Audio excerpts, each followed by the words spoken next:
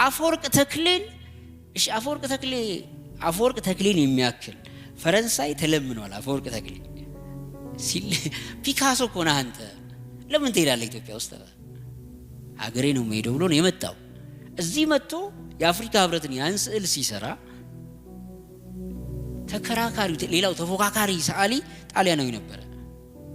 ጣሊያናዊ በመሆኑ ነው ውስጥ ገብቶ ሌላ አድዋ ብሎ ተፋልሞ የአፍሪካ ህብረትን ያን የሚያምር ስዕል የሰራው አፈወርቅ ተክሌ።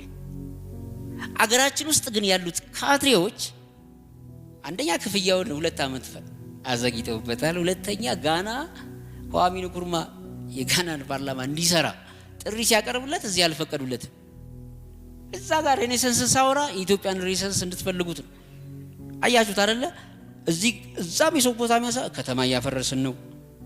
ግሪኮቹ ቲያትርና ድራማ አሜዚንግ ሊሰሩ ጸጋዬ ገብረመድህንን መተካት አቅቶን እዚህ ጋር ወሸላ የሆኑ ስራዎች እየሰራን ነው እያልኩኝ ነው።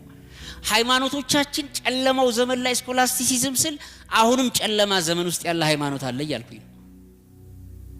ከዚህ በላይ አዲስ ነገር አይደለም። ሰምተው ታውቃለህ?